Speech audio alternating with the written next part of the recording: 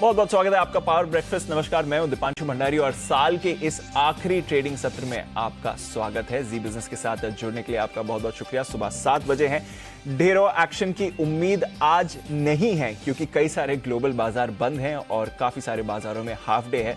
पर हाँ, हमें पूरे दिन काम करना है, आपके साथ जुड़े रहेंगे और पूरे मार्केट एक्शन के साथ बाजार को आगे बढ़ाएंगे और साथ ही नई सीरीज की भी शुरुआत हो रही है तो वहां पर भी हमारी नजर है। साल का आखिरी ट्रेडिंग सेशन है तो काफी सारे स्टॉक्स में कुछ एडजस्टमेंट भी होते हुए दिख सकते हैं, तो एक्साइटिंग ट्रेडिंग सेशन होना चाहिए। हाँ, वॉल्यूम्स थोड़े आज आपको कम जरूर होते हुए दिखेंगे। फिलहाल अगर नजर डालें जिस तरह से ग्लोबल मार्केट्स के संकेत आ रहे हैं और एशिया के बाजारों की शुरुआत है, बिल्कुल सुस्त, एकदम सपाट आपको एसजीएक्स निफ्टी दिखेगा। अच्छी बात है, 1700 के आसपास ही ये मूव करते हुए दिख रहा है। बहुत ही सीमित दायरे में हल्का सा उतार चढ़ाव आपको जरूर आते हुए दिखेगा। डाउ फ्यूचर्स में हल्की नरमी है। एशिया से ज्यादा संकेत आपको नहीं आएंगे क्योंकि जापान के बाजार बंद हैं।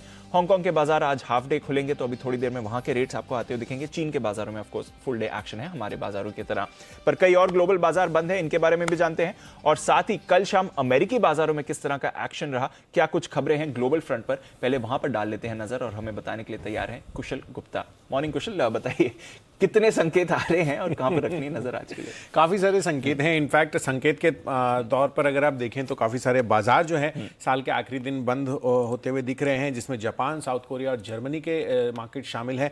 वहीं half day Hong Kong, Singapore, Australia, UK और फ्रांस के बाजारों में होता हुआ नजर आएगा। साथ ही यूएस, चाइना और भारत के बाजार तो डेफिनेटली जो है आज के सत्र में पूरी तरह से खुले हैं।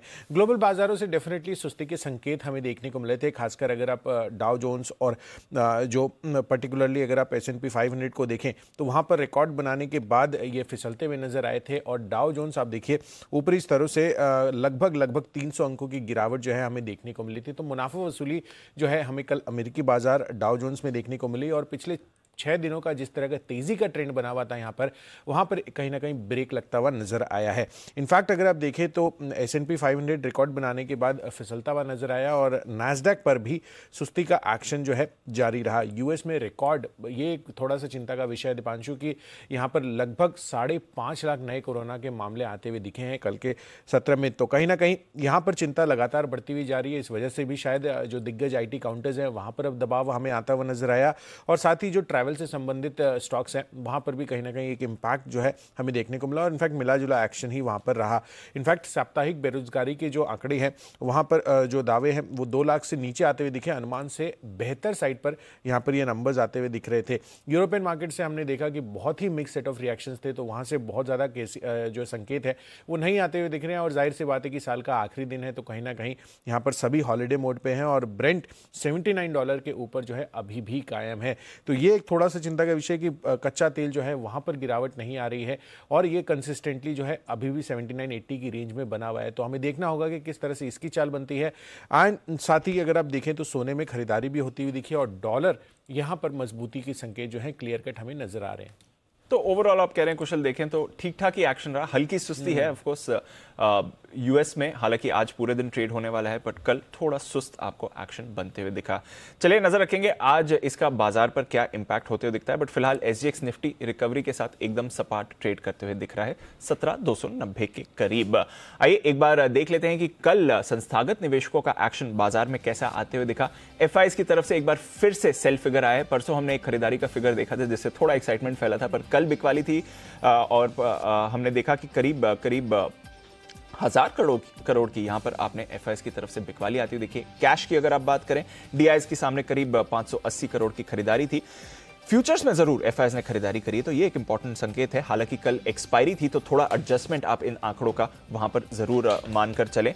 करीब 425 करोड़ की इंडेक्स फ्यूचर्स में खरीदारी करी है, स्टॉक फ्यूचर्स में करीब 1150 करोड़ की खरीदारी है। आइए समझते हैं एफआईएस के डेटा को। कल की मंथली एक्सपायरी के बाद आज जो नई एक्सपायरी शुरू हो रही है उस पर भी राय लेते हैं और स्ट्रैटेजी क्या बनानी है ये जान लेते हैं जी बिजनेस के मैनेजिंग एडिटर अनिल सिंघवी के साथ।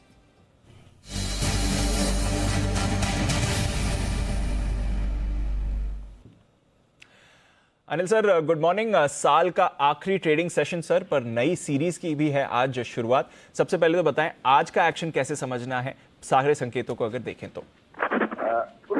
देखिए, संकेत मिले जुले हैं, कोई बहुत तेजी या मंदी के संकेत आपको ग्लोबल मार्केट से आते हुए नहीं दिख रहे हैं और एफआईएस के डेटा भी थोड़े मिक्स हैं और वैसे भी कल के डेटा में एक्सपायरी का काफी कुछ योगदान था।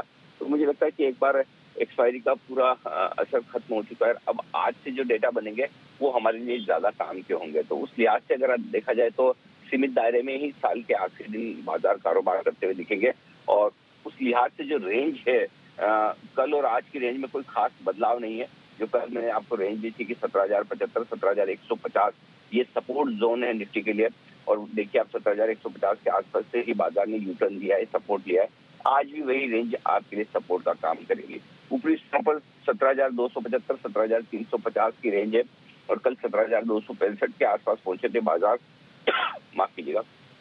आज भी मुझे लगता है कि ऊपरी स्तरों पर यही रेंज आपके लिए काम करेगी। इस रेंज में प्रॉफिट बुकिंग आने की संभावना बनेगी। बैंक निफ्टी का जहां तक सवाल है, एक बार फिर से हम क्लोजिंग बेसिस पे 35,000 को होल्ड कर पाए हैं। रेंज जो नीचे की तरफ सपोर्ट के तौर पर काम करेगी वो है 34,600, 34,750। ये स्ट्रॉन्ग सपोर्ट जोन है। और ऊपरी स्तरों पर 35,200, 35,375 ये वो रेंज है जहां तक बाजार जाने की बैंक निफ्टी पर कोशिश कर सकता है। वहां पर हल्की फुल्की प्रॉफिट बुकिंग आती दिखी है। तो हो सकता है साल के आखिरी दिन बहुत ज्यादा उतार चढ़ाव न दिखे, सीमित दायरे में बाजार काम करते हुए दिखे। उसकी दो बड़ी वजह है।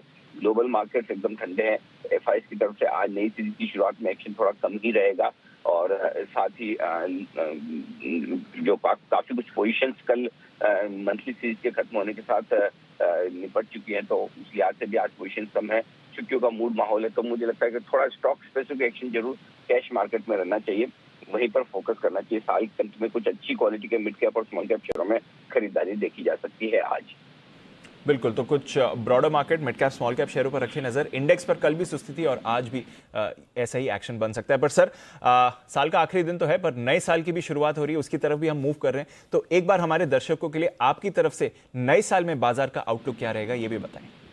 देखिए, बाजार का ट्रेंड पॉजिटिव है, रुझान अच्छा है, लेकिन पिछले 2 साल की तरह बाजार आपको अलग तरीके से मौके देगा। पिछले 2 साल में बाजार में आपने भी किसी भी लेवल पर खरीदारी की तो आराम से पैसा बन गया। अब बाजार में आपको सेलेक्टिवली सही वक्त पर पैसा लगाना होगा ताकि आप अच्छे रिटर्न कमा सके। तो लोअर साइड रिस्क फिलहाल 16,000, 16,200 के नीचे की मुझे निफ्टी में नहीं दिखती।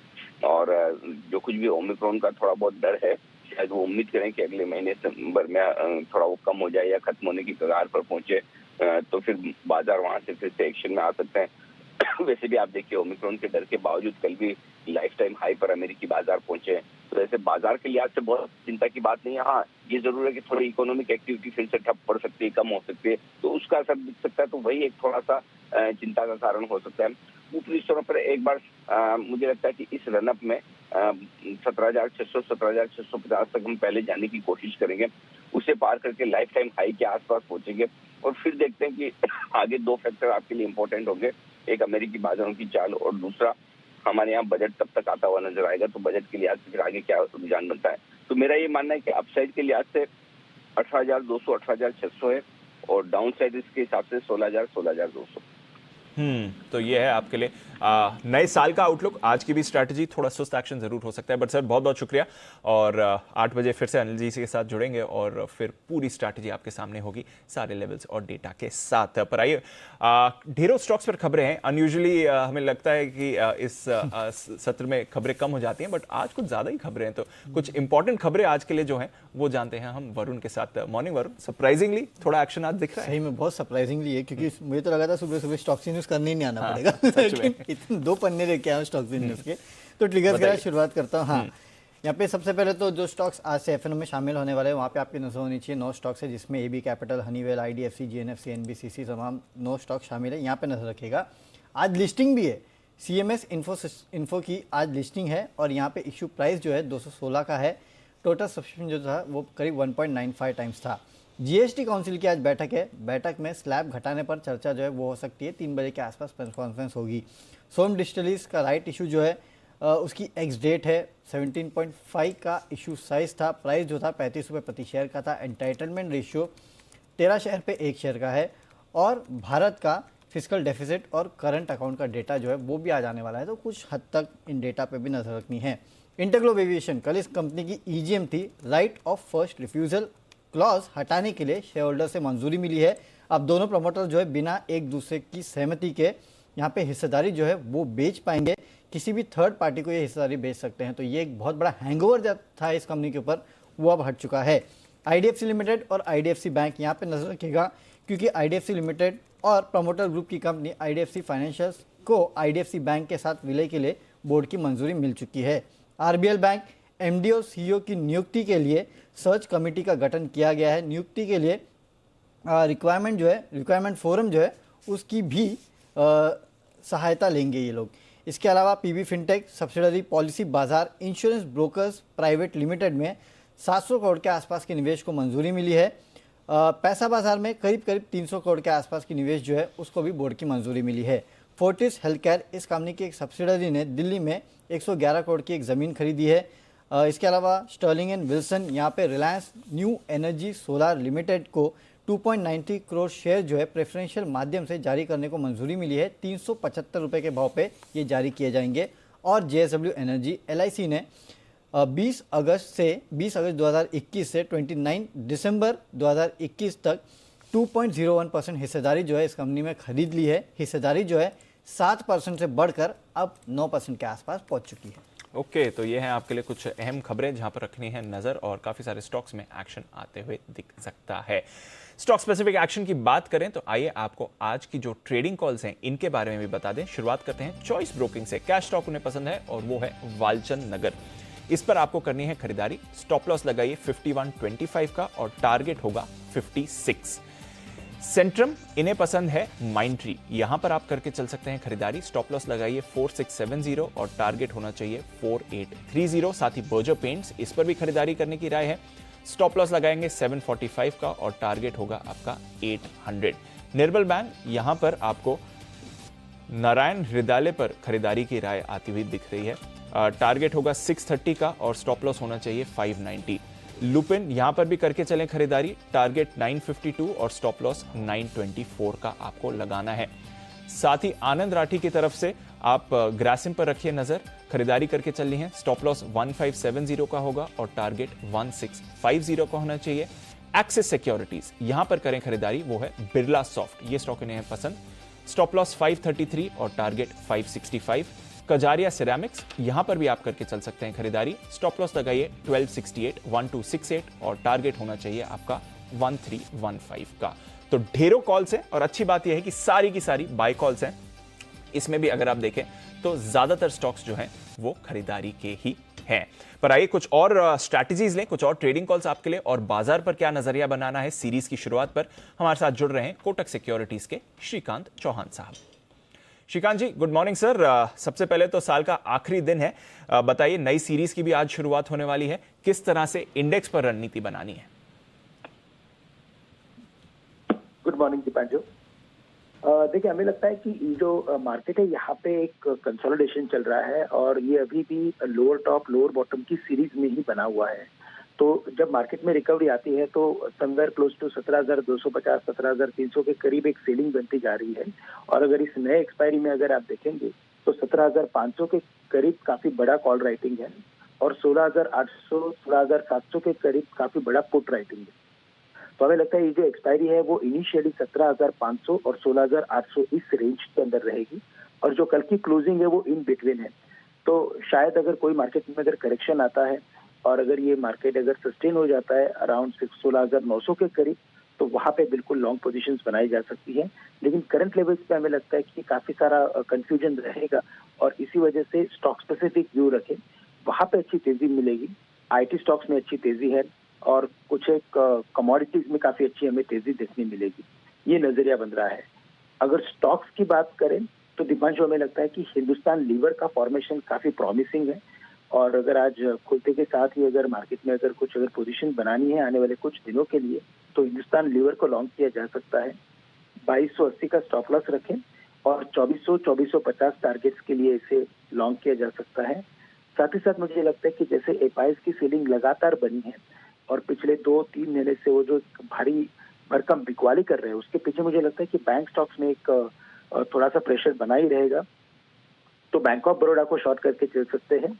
यहाँ पे 8175 का स्टॉप लॉस रखना है शॉर्ट करने के लिए, इसे अगर हमें बेचना है तो, और टारगेट रखेंगे यहाँ पे हम 77 रुपए के।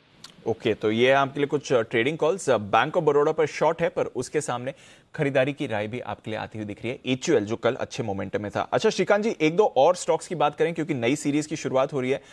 आईटी स्टॉक्स में सर पिछले कुछ दिनों में बढ़िया एक्शन दिखा है और एचसीएल टेक्नोलॉजीज भी अच्छी परफॉर्मेंस दिखा रहा है। यहां पर क्या करना चाहिए? देखिए, यहाँ पे हमें लगता है कि लगातार तेजी बनी रहेगी। हायर टॉप हायर बॉटम की सीरीज बन रही है। एचसीएल टेक की बात करें स्पेसिफिकली तो 1280 1300 के ऊपर की इसमें क्लोजिंग आई है और मंथली बेसिस पे जो काफी पॉजिटिव है। तो यहाँ पे हमें लगता है कि जो इसके नेक्स्ट लेवल्स है वो है 1370 रुपए के।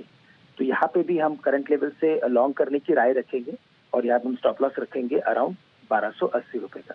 ओके, तो 1280 के स्टॉप लॉस के साथ एचसीएल टेक पर भी रखिए नजर।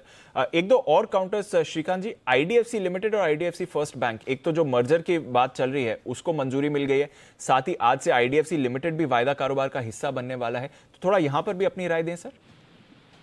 बिल्कुल, तो देखिए यहाँ पे भी हमें लगता है कि एक नया इसमें डेवलपमेंट हुआ है जिसके बाद अगर हम इस ओवरऑल फॉर्मेशन को देखें तो हमें लगता है कि इन दोनों में भी हम कम से कम 3 से 5% की तेजी देख सकते हैं, क्योंकि कोई भी स्टॉक जब नया एक एफएनओ के अंदर एंटर होता है या तो उसमें कोई बड़ी डेवलपमेंट होती है तो उसमें हम 3 to 5% की तेजी देखते हैं। तो इसे भी हम लगता है कि करंट लेवल से बिल्कुल लॉन्ग करके चल सकते हैं। एक आखिरी सवाल सर, आरबीएल बैंक पर, क्योंकि कल बड़ा ब्रेकडाउन था, कल तक तो वायदा कारोबार के बैन में था, आज से नई सीरीज है तो बैन से भी बाहर है। इस पर कोई राय, और ब्रेकडाउन देखें या फिर इन लेवल्स पर सपोर्ट आना चाहिए? देखिए, सपोर्ट का तो अभी शायद मुझे लगता है कि हम सपोर्ट के बारे में ज्यादा सोचना नहीं चाहिए, क्योंकि इसमें एक वर्टिकल सेल ऑफ बना हुआ है और फॉलिंग नाइफ को पकड़ना नहीं चाहिए। तो अगर स्टॉक गिरते जा रहा है तो लेट इट फॉल।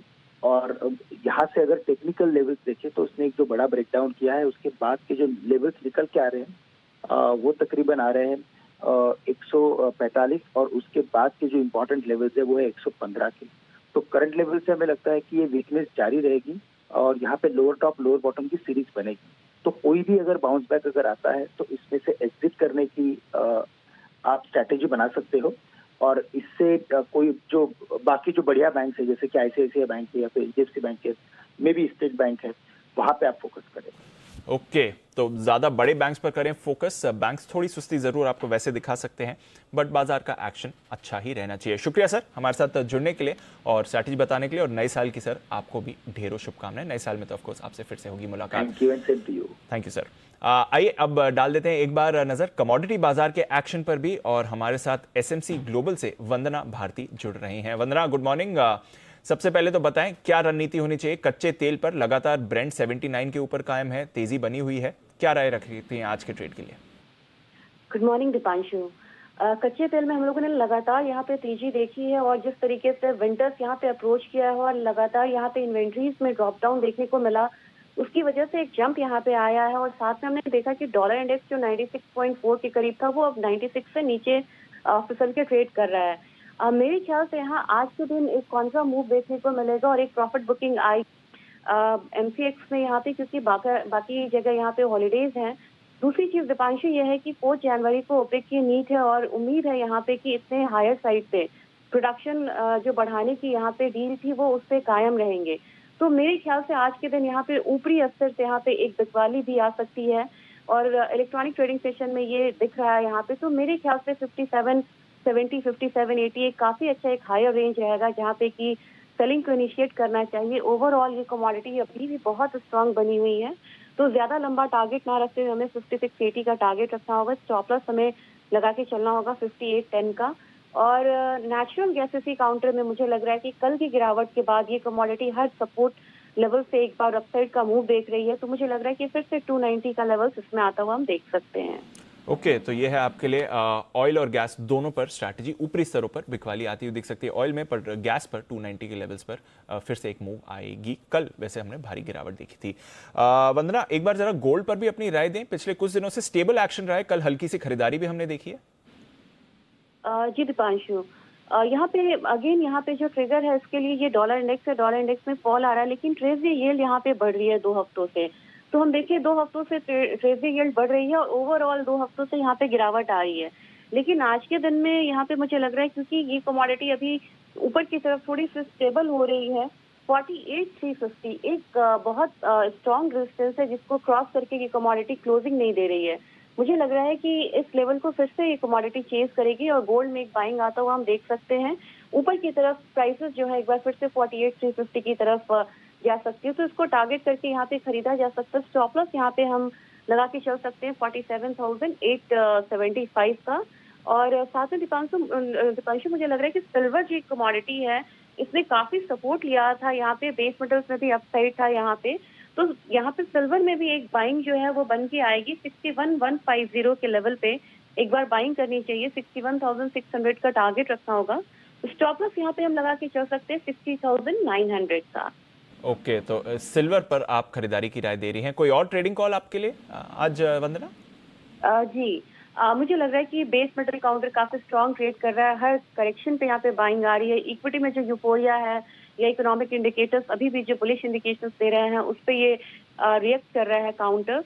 एक यहाँ पे काउंटर है दीपांशु जिंक में मुझे लग रहा है कि फिर से एक बाइंग जो है आएगी क्योंकि स्टॉक्स इसके काफी यहाँ पे कम है, इन्वेंट्रीज भी कम होती जा रही हैं, तो यहाँ पे 285.5 के लेवल पे एक बार बाइंग करना चाहिए। 288 का टारगेट रखना होगा। तो स्टॉप लॉस हम यहाँ पे लगा के चल सकते हैं 284.5 का।